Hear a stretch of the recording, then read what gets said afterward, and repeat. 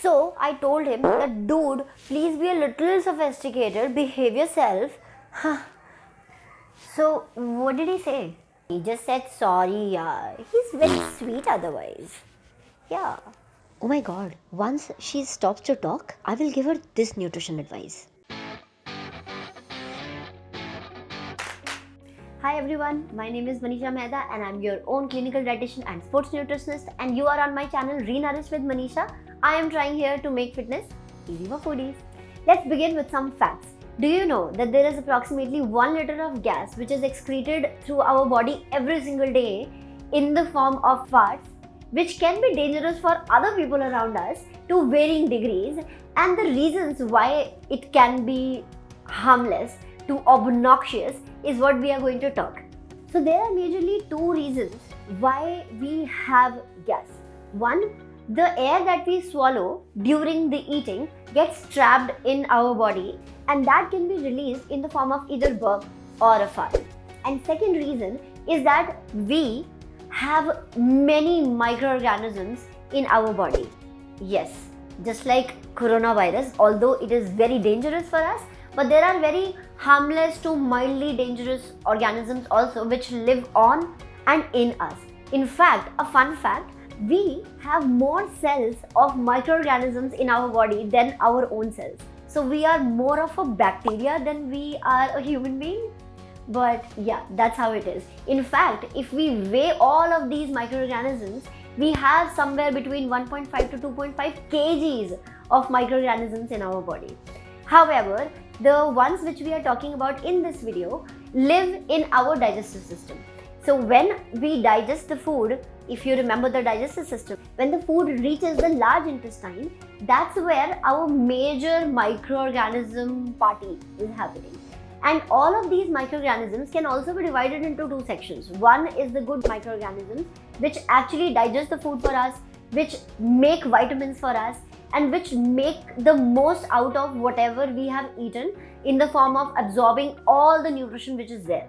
And the other ones are a little more mischievous, because what they do is that they also break down the same food, but they make a lot of different kind of gases which can come out of us in the form of a fart. Now, these microorganisms are actually breaking down those foods which are left out from the whole digestion process. So, we eat the food and then everything is digested to break it down in the form of carbohydrates, proteins, fats, vitamins and minerals, and the vitamin portion of it is done in the large intestines by the action and with the help of these microorganisms. Now, these microorganisms make different types of gases, which include carbon dioxide, which also include hydrogen, which include methane and hydrogen sulfide. Now, all of these gases will not cause any smell to our farts, but there are certain ones like methane, hydrogen sulfide, which will cause the farts to smell. So let's talk about the reasons why these gases are made in our large intestines. Now, when we eat our food,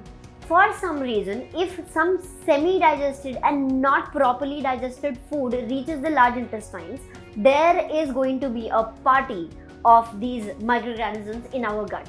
And that party on that undigested food is going to cause that gas.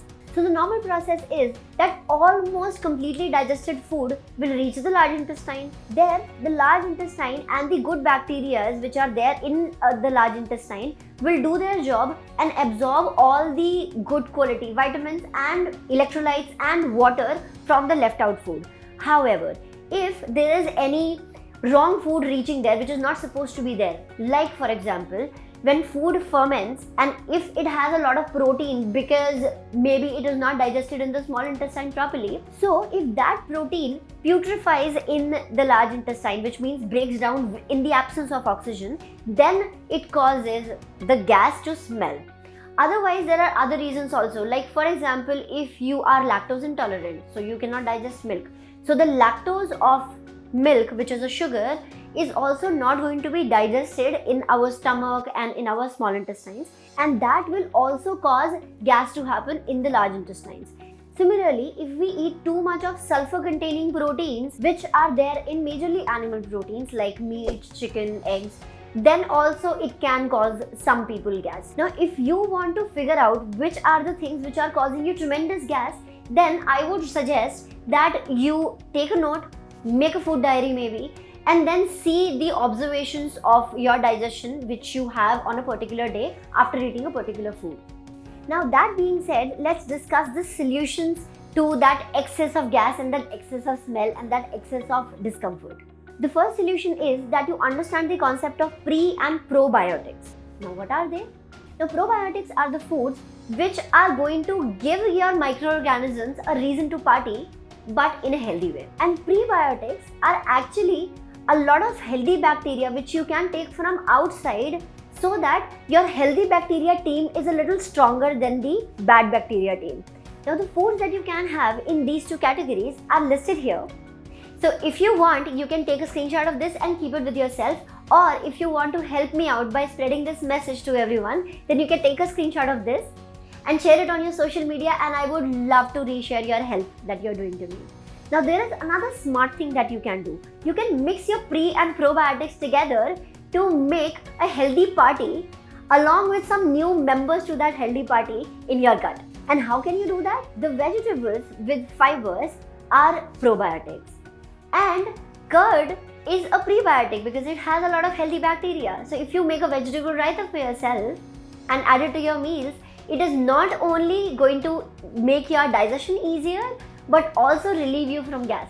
Another thing which you can do to relieve those flatulence symptoms is that you add a lot of herbs to your food. Like, for example, carom seeds or ajwain is amazing to relieve that extra flatulence from your body. In fact, it is tried and tested. Even rajma cannot do anything to you if you are putting ajwain in that.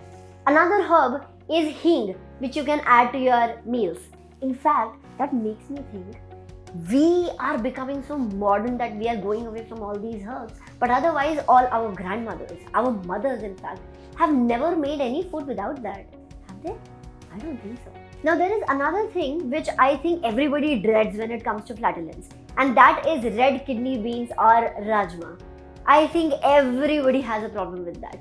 Now, the issue with these heavy pulses is that they have a lot of anti-nutritional factors which can not only make a lot of gas in your body, but also can make your digestion a little prolonged and heavier. What you can do to solve that problem is that if you soak these pulses overnight, then it will actually dissolve a lot of those anti-nutritional factors, and it will make the digestion very easy for these pulses. And plus, while cooking, if you add that carom seeds and hing, then it is going to not cause you any problem. Now, another thing which you can do is that you can mindfully eat. Now, what is mindful eating? That I am going to discuss in the next week's video. However, if you have GERD, if you have IBS, if you have acidity, then I would highly recommend that you hit the notification bell so that you know when I post a video next week. Just to give you a gist, when you are completely present while you are eating the food, then our blood flow is towards our gut and our brain is completely present in the digestion function, and that is the reason why the digestion gets much easier, and there are complete researches on this. So I'm going to share all of those things and what you can do to actually do the mindful eating, that I'm going to share in the next week's video. So be there with me and hit the notification bell. Did you just say something? No, but I'm going to share a video with you. Oh, go share.